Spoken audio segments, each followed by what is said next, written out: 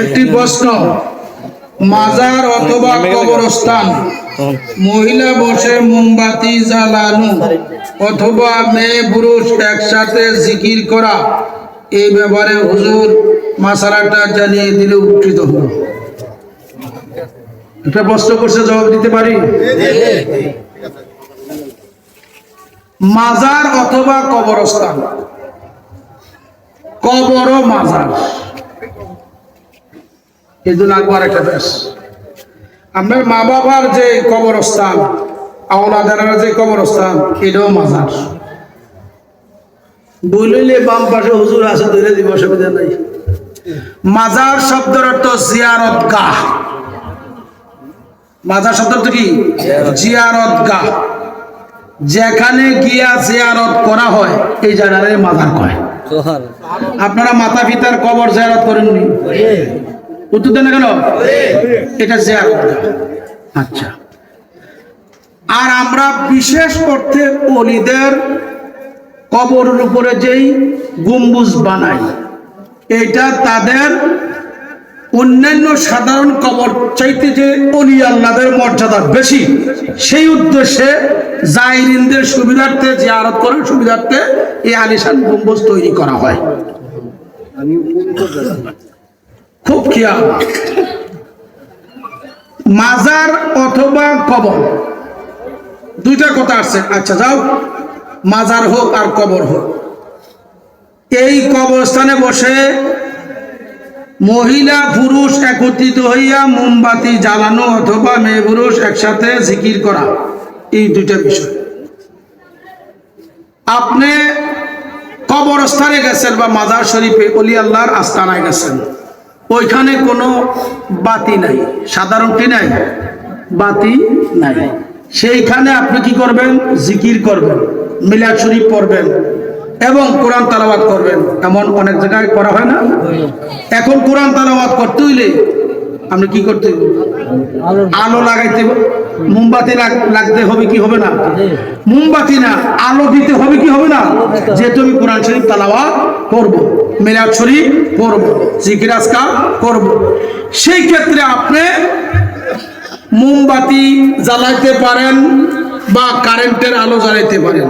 ধরেন এখন কারেন্টের আলো এখানে মজুদ আছে, সেখানে মোমবাতি জ্বালানো জায়েজ নাই। কেন? আমি বলি না, কোরআন বলে, ইন্নাল মুবাজ্জিরিনা কানু ইখওয়ানাশ শায়াতিন, নিশ্চয়ই অপব্যয়কারী শয়তানের ভাই। কি আপনারা দিয়ে জবান বন্ধ করে রাখছেন? শয়তানের ভাই। আরো জোরে বলুন, কি ভাই? শয়তানের ভাই কোন ব্যক্তি? যিনি অপব্যয় করেন। এখন কারেন্টের আলো নাই, আপনি কোরআন তেলাওয়াত করবেন, জিকির আজকার করবেন, এখানে বসে আল্লাহ রাসূলের সম্মান অন্যান্য ভাইদেরকে নিয়ে আলোচনা করবেন। এখানে মোমবাতি একটা না 100টা জ্বালাইতে পারবেন। কথা ক্লিয়ার বোঝেন? একটা না বরং 100টা জ্বালাইতে পারবেন। কেন? আপনার প্রয়োজন লাগছে এই জন্য। নাম্বার 2, মহিলা পুরুষ একত্রিত হইয়া, বেগানা নারী পুরুষ একত্রিত হইয়া, মাজার হোক কবর হোক, মাজার হোক কবর হোক, যদি বেগানা নারী পুরুষ একত্রিত হইয়া গান জিকির যেইটাই করুক, হারাম হারাম হারাম। ক্লিয়ার কথা? এখানে আলেম ওলামা আছে, ভুল হইলে আমার এখানে ধরে দিবেন, আমি আস্তা হব। পুরুষ পুরুষের জায়গায়, মহিলা মহিলাদের জায়গায়। কেন? পর্দাকে শরীয়তে ফরজ করা হয়েছে। আলহামদুলিল্লাহ বলে না কেন? কি করা হয়েছে? রেজবি সাহেব ফরজ করছে না, পৃথিবীর কোন হিসাবে কে করছে? আল্লাহ। যে আল্লাহকে পাওয়ার জন্য আল্লাহর ওলিদেরকে উসিলা বানাইয়া তুমি মাজারে গেছো, ওই আল্লাহ তোমার জন্য ডিভাইডেড করে দিয়েছে, ভাগ করে দিয়েছে, পুরুষ পুরুষের জায়গায়, মহিলা মহিলার জায়গায়। তাই মাজার হোক আর কবরস্থান হোক, বেগানা নারী পুরুষ সেখানে একত্রে দিয়ে জিকির আজকার এটা জায়েজ নাই। আমার দ্বারা ব্যবস্থা না, কোরআন দ্বারাও ব্যবস্থা না। যদি কেউ ব্যবস্থা করতে চায়, ওই ব্যবস্থাপকের জনক হচ্ছেন ইবলিস। আল্লাহ ওই সমস্ত বদ আমল থেকে আমাদের ঈমান আমলকে হেফাজত করুন।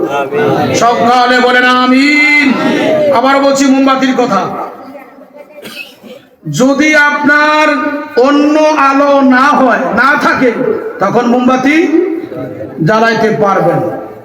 আর যদি অন্য আলো থাকে, মোমবাতি জ্বালাইছেন, এতে প্রমাণিত হলো এর মধ্যে আপনার খতদিয়ত আছে, ধোঁকা আছে, নফসানিয়ত আছে, শয়তানিয়ত আছে। এই মোমবাতি দিয়ে আপনি দেহের আলো করতে পারবেন না। পাক পাঞ্জাতনের নূরের বাতি তোমার কালবে জ্বালাও, নূরে মুহাম্মদীর ফয়েজ তোমার কালবে দাও। আমরা দেশে একদল আছে, আমরা দেশে আছি না জানি না, 5টা মোমবাতি জ্বালাইয়া আসেনি। এটি কোন পূজা? আগুন পূজা, অগ্নি পূজা, শিরক হারাম। তুমি আল্লাহর হও, তোমার কালবের মরিচিকা দূর করো। নূরে মুহাম্মদী, মাওলা আলীর নূর, মা ফাতেমার নূর, ইমাম হাসান হুসাইনের নূর তোমার এখানেই আসবে, কালবে এখানে বাতি জ্বালাবে না। আল্লাহ কবুল করো, সবাই বলেন আমিন। আমি আপনাদেরকে অনেক কষ্ট দিয়েছি।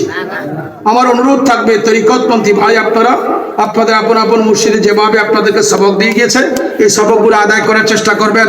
গীবত চর্চা বন্ধ করবেন, মিথ্যা কথা বন্ধ রাখবেন, চগলখড়ি বন্ধ রাখবেন। অন্যের হক নষ্ট করলেন, সব আল্লাহ মাফ করবো, কিন্তু ঘরের হক মাফ করতে হবে। আজ একজন আরেকজনকে বুদ্ধি দেয়, এই আমি কই এমনি, আমি কই তোর এমনি, তোরে কই এমনি। আপনারা দেশে অনেক নাই,